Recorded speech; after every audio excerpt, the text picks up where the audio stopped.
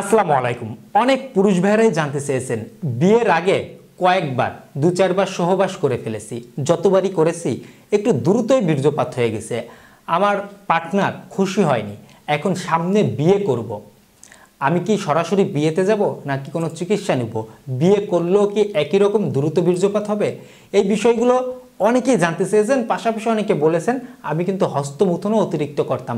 অনেকে আমার কমেন্ট বক্সে, অনেকে ইনবক্সে, অনেকে ফোনের মাধ্যমেও জানতে চেয়েছেন। খুবই সংক্ষিপ্তভাবে আপনারা সম্পূর্ণ ভিডিওতে সমাধান পেয়ে যাবেন। চলুন আমাদের মূল আলোচনায় ফিরে যাওয়া যাক। প্রথমেই বলতে চাই, আমার প্রত্যেকটি ভিডিও মেডিকেল থেকে তুলে ধরা হয়, অবশ্যই শিক্ষণ হিসেবে দেখবেন।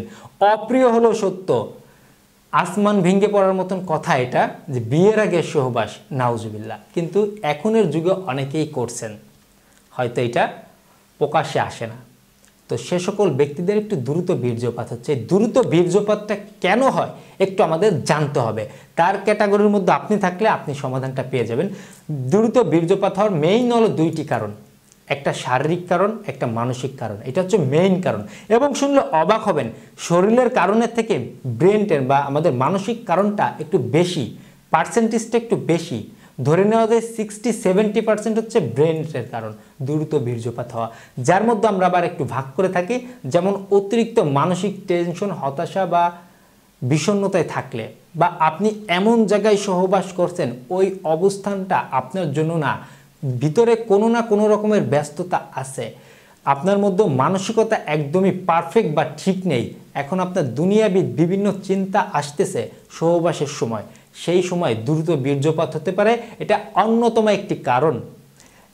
এছাড়া আপনার শরীরে বিভিন্ন সমস্যা থাকতে পারে, যেমন আমরা যদি একটু রোগের সাইডে যাই, আপনার ডায়াবেটিস, উচ্চ রক্তচাপ, এই ধরনের রক্তের কোলেস্ট্রল বেড়ে আছে কিনা, আপনার পেনিসের সেন্সিটিভ ভাবটা একটু বেশি কিনা, এই ধরনের সমস্যা, বা আপনার হরমোনের ঘাটতি আছে কিনা, এই ধরনের সমস্যা আছে কিনা, এটা আপনাকে দেখতে হবে। আরেকটা ভাগে যদি আমরা যাই, আপনি অতিরিক্ত বদ অভ্যাসে লিপ্ত ছিলেন কিনা, আপনার শরীরে কোনো ঘাটতি আছে কিনা, যেমন আপনার ধাতু পাতলা হয়ে গেছে কিনা, আপনার অতিরিক্ত হস্তমৈথুনের কারণে এখন এতটা দ্রুত আউট হয়ে যায় যে আপনি 1 সেকেন্ড বা 1 মিনিটের সময় নিতে পারেন না, এই বিষয়টা রয়েছে কিনা, অতিরিক্ত পরিমাণে স্বপ্নদোষ হয় কিনা, প্রসাবের আগে পরে ধাতু ক্ষয় যাচ্ছে কিনা, শরীরে কোনো ভিটামিনের ঘাটতি আছে কিনা, এগুলো কিন্তু আমাদের দেখতে হয় বা আপনাদের বুঝতে হবে।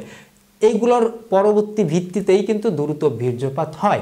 এখন আসুন, আপনারা যারা বিয়ের আগে এই ধরনের কাজে লিপ্ত হন, সে সকল ব্যক্তিরা শুনলে অবাক হবেন যে তারা বলতে পারেন যে তার মনের মধ্যে কিছু না কিছু ভয় থাকে বা খুঁতবুত থাকে, বা কিছু না কিছু চিন্তাধারা থাকে যে পরিবেশটা যাচ্ছে না, কেউ চলে আসবে কিনা, যে বা কত সময় টাইম আছে আমার, বা বীর্য আউট হয়ে যাবে কিনা, এই চিন্তাধারা, বা লাইফের প্রথম একটা নতুন মেয়ের সাথে যাচ্ছে তার শরীর দেখে, এই বিভিন্ন চিন্তাধারা করে মনটা, যেমন আপনি বিয়ে করলে বউকে এখনও পাচ্ছেন, তখনও পাচ্ছেন, সখনও পাচ্ছেন, মানে পাচ্ছেন তো পাচ্ছেনই, কিন্তু এই জনকে আর নাও পেতে পারেন, বা এই জনকে এই যে ফার্স্ট টাইম পেয়েছেন আর কবে পাবেন ঠিক নেই, এই চিন্তাধারা যখন ব্রেনটে ঘোরাঘুরি করে তখন কিন্তু দ্রুত বীর্যপাত হওয়ার সম্ভাবনা থাকে।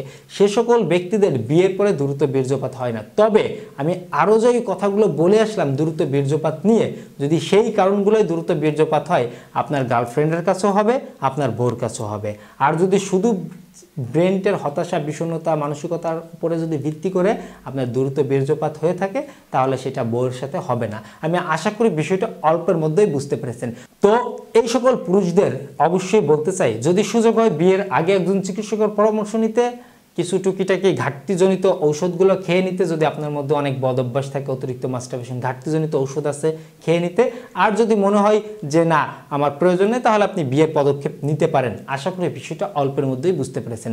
সবার সুস্থতা কামনায় এই ছিল আজকের ভিডিও। সবাই পাশে থাকবেন। ধন্যবাদ সবাইকে।